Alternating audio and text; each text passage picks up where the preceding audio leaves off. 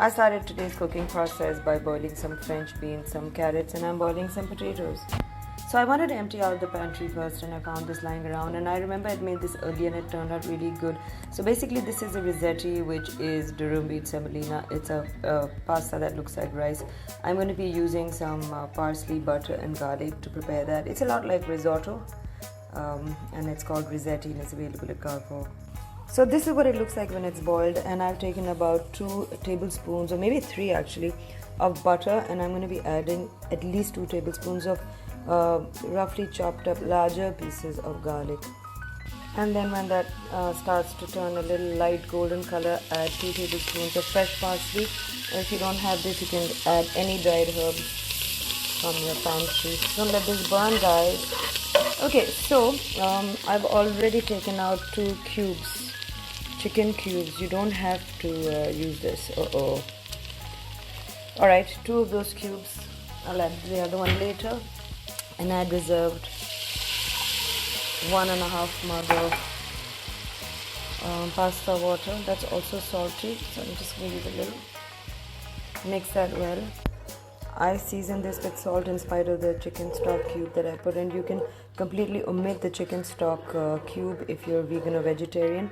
Well, actually you can't make this in butter if you're vegan. You're gonna have to use some olive oil. There's some black pepper powder, and I'm just about to add this in. I just wanted to tell you guys, if you don't have this, you can always make it with risotto, or you can always use just regular plain boiled rice at home. I'm just going to cover this for 2 to 3 minutes, and then I'm going to be moving on to the chicken that I'm making today. Okay, this is ready, and it is pretty yum. I just want to tell you guys that I feel this is better than risotto. So if you can get your hands on Risetti, which is available at Carrefour, buy a few packs and keep it away. This is my take on a Mediterranean type chicken.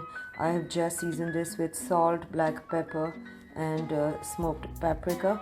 There's a little bit of dried mixed herbs. I'm going to mix this well, and then I put up a pan, my favorite pan, on fire, rather on top of the stove, and I have added some olive oil to it. I don't know what's happened to me not being able to complete a sentence today.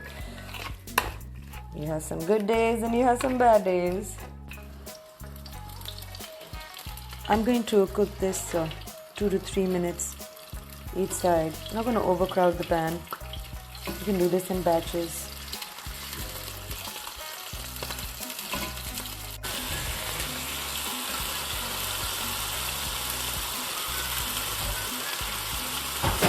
This cooks very fast. Let's not overcook it.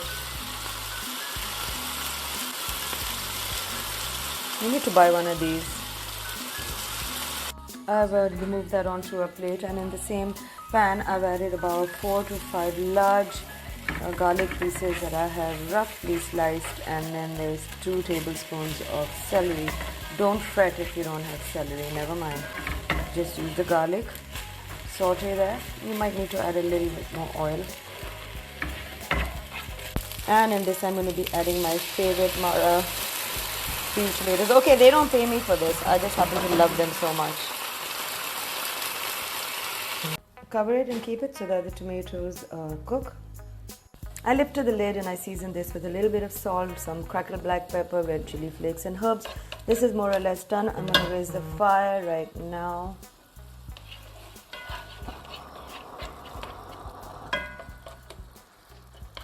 I'm almost ready to add the remaining vegetables. I have some yellow pepper, green pepper, capsicum, some lemon, and that's spiced olives that I have lying around in the house. I have taken the stone out and I've chopped it. Okay.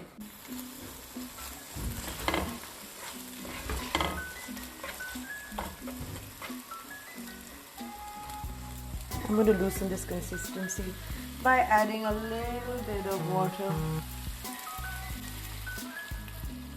There was a pasta water I had lying around. I've added 1 teaspoon of brown sugar right here. I feel like brown sugar in a tomato, lemony, garlic sauce. Although I haven't put any lemon. Kind of cuts down the acidity, and I'm just about to add the lemon now.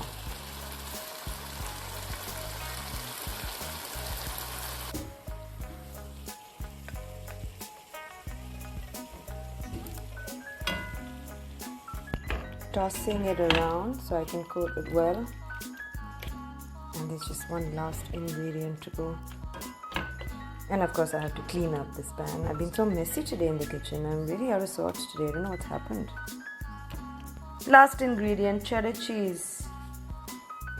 I would have baked this, but lots of people don't have ovens, and I thought it would be fun to just kind of have a melted cheese effect rather than a baked one. It's a lot of cheese, guys, but fun. It's more than half a packet of the big Adams cheese that is available just about everywhere in Pakistan. I'm going to cover this on very slow fire. I had boiled these vegetables, and now I've taken a pan like this and I've added 1.5 tablespoons of butter and sliced 3 garlic cloves, and that's a handful of dill leaves. I'm just going to mix this up.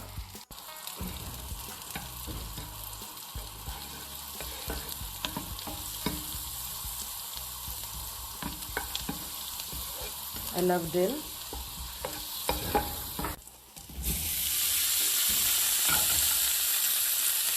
Let's season this with salt, pepper, or you can use salt and red chili flakes. And this is ready, and it was so simple. I'm sure you've got how to make this. Next up, I'm going to be stir frying some asparagus and some mushrooms. I just took some olive oil and then I sauteed this and seasoning this with everything but the basil seasoning and some salt. And that's done. And on the same pan, I'm going to be adding some mushrooms. And I bought some black truffle oil on top of this. Mushrooms are done. And the last thing to prepare for today is some cherry tomatoes.